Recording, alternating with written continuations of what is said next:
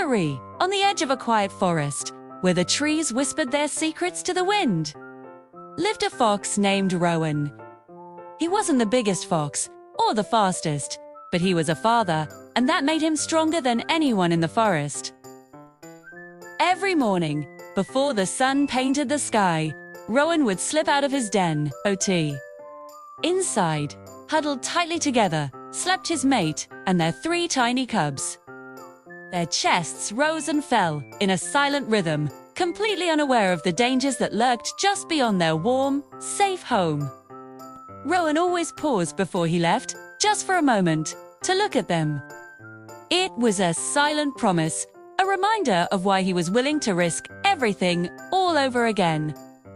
This season, food was scarce. Its river had recently flooded, sending the rabbits and other small creatures into hiding.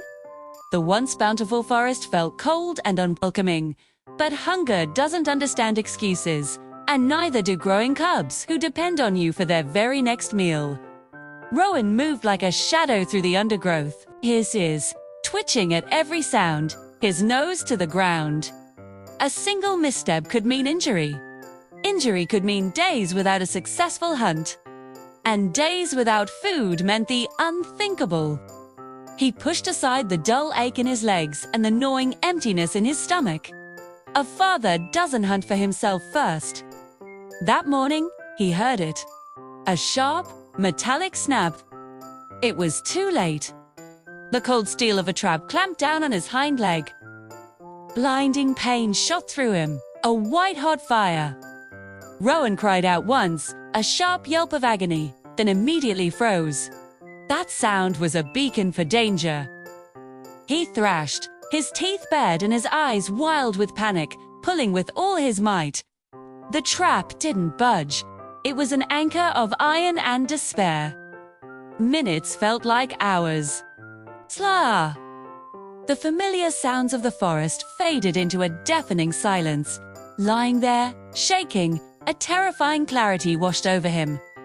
If he didn't break free, his family wouldn't survive. He pulled again and again. Each movement sent waves of excruciating pain through his body. The ground beneath him slowly darkened with his own blood. At some point, sheer exhaustion took over. A head slumped at the damp earth, his breathing shallow and ragged. And in that moment of surrender, his mind drifted to his cubs. He saw their clumsy first steps, heard their tiny, playful squeaks, felt their soft fur as they used his tail for a pillow. Something deep inside him refused to give in. A primal instinct, a father's will, roared back to life with one last, desperate surge of adrenaline. Rowan twisted his entire body, contorting his leg at an impossible angle. There was a sickening crack, and the trap sprang open. He didn't stop to rest. He didn't look back at the instrument of his torture. He just ran. A wreath. Single step was a new explosion of pain, but he ran anyway. His family was waiting. By the time Rowan stumbled back to the den, the sun was high in the sky. His mate rushed to meet him, her eyes wide with alarm at the sight of his mangled leg, the trail of blood, and the way his whole body trembled with exhaustion and pain. He collapsed right at the entrance, but he hadn't come back, empty-handed. Clutched tightly in his jaws was a rabbit. It was food. Enough for the cubs. For several days, Rowan couldn't hunt. His leg was swollen and useless. He lay motionless, a prisoner in his own body, listening as his mate tended to the prey, and then disappeared into the forest to hunt, just as he always had.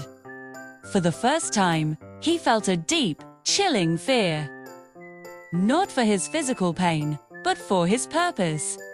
What is a father who cannot provide for his family? But every evening, his cubs would crawl all over him just the same. They licked his fur gently, their small bodies curling up beside him for warmth and comfort.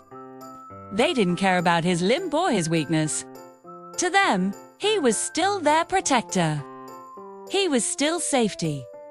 He was still Dad. Weeks passed. Slowly, painstakingly, Rowan recovered. His body was now a map of scars, but he was alive. Mert. When he finally returned to the hunt, he was not the same fox. He moved with a new caution, a new wisdom earned through suffering. He was smarter, more aware, and more determined than ever.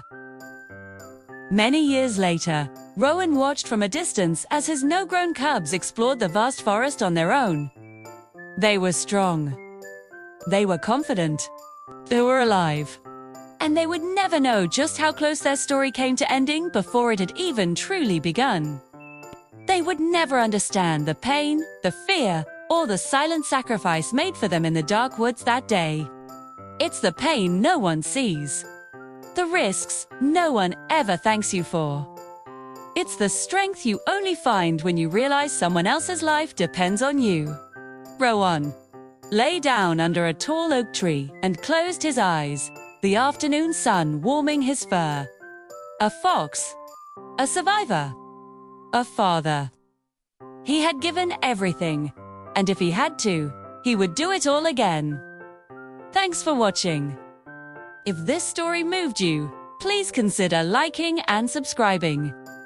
For more content that explores the deep connections in the world around us, see you next time.